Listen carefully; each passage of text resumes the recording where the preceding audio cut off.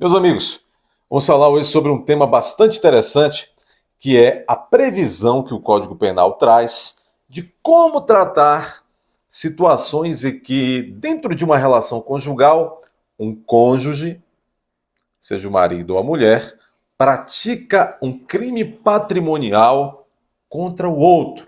A exemplo de furto, a exemplo de estelionato, apropriação indébita e tal. Veja, a rigor, normalmente no dia a dia, quando um cidadão comete um crime patrimonial contra o outro, o código vai dar, vai dar aí a rigor uma resposta. Qual é a resposta? Um processo e, havendo prova suficiente, uma condenação, uma reprimenda sobre a esfera jurídica, privando o outro da liberdade, restringindo o outro direito, enfim.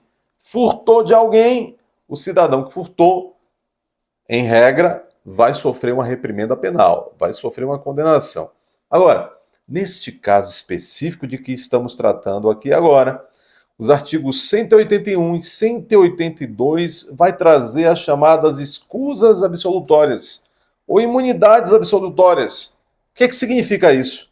Significa que esses dois artigos do Código Penal prevêem que, quando um cônjuge comete um crime patrimonial sem violência, sem grave ameaça contra o outro, a exemplo do furto, não vai haver punição penal sobre este cônjuge. Exemplo, o marido, ele furta um objeto, furta um dinheiro da esposa, na constância dessa relação conjugal, por algum motivo. Ou a esposa faz isso.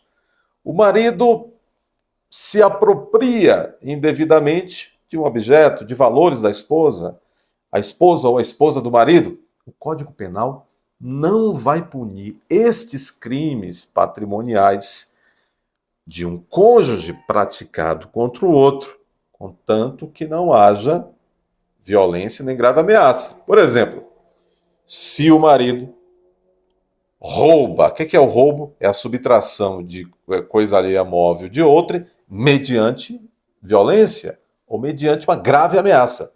No caso do roubo, se a mulher pratica o roubo contra o marido, opa, teve grave ameaça ou teve violência, vai ser punida. O marido, a mesma coisa. Agora, furto, não há violência, só subtraiu, não há grave ameaça, nenhum nem outro responde. Apropriação indébita, estelionato, que não tem ameaça, não responde. Então veja, aí vocês perguntariam, pera, mas então o Código Penal, que é o nosso código repressor, que é o nosso código que pune condutas antissociais praticadas por um cidadão contra outro, o Código Penal então está favorecendo, está incentivando com esses dois artigos, quando perdoa então a situação onde a mulher furta o marido, onde o marido furta a mulher. Que esculhambação é essa? Pessoal, a verdade não é esculhambação. O código, nesse ponto, ele tenta proteger a unidade familiar. Justamente ele entende que a unidade, esse contrato da sociedade conjugal, a unidade familiar, muitas vezes ela produz efeitos positivos e negativos para além das esferas jurídicas do marido e da mulher. Às vezes tem filhos, tem agregados, tem dependentes. O código busca, então, com esses, vou chamar de perdões, busca com essas escusas absolutórias de não punir o marido que furta a mulher que furta o marido. Ele busca, na verdade, resguardar, manter, incentivar que essa unidade familiar não seja desfeita por um mero deslize patrimonial. Daí a razão da existência dessas escusas absolutórias. Agora, há uma pequena polêmica, porque há uma certa parte de nossa doutrina, há uma certa parte também de nossa jurisprudência, que diz que, na situação de violência doméstica e familiar contra a mulher, a Lei Maria da Penha traz, inclusive, até a chamada violência patrimonial contra a mulher. Há uma parte da doutrina, uma parte da jurisprudência que entende que é o seguinte: se o marido furta, se apropria indebitamente pratica um estelionato contra a esposa, no âmbito de violência doméstica, então, que ele é punido, então, por essa violência patrimonial. Essa é uma visão minoritária.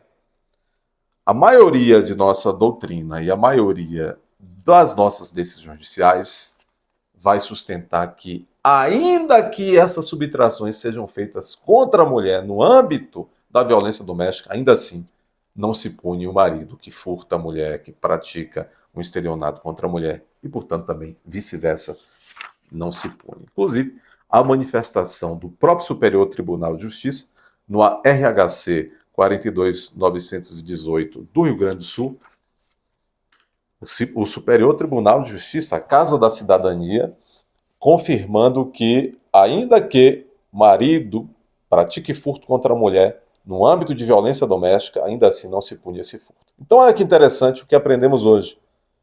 O Código Penal, em verdadeira exceção, não pune crimes patrimoniais sem violência, sem grave ameaça, praticados por um cônjuge em desfavor do outro. Essa foi a dica de hoje.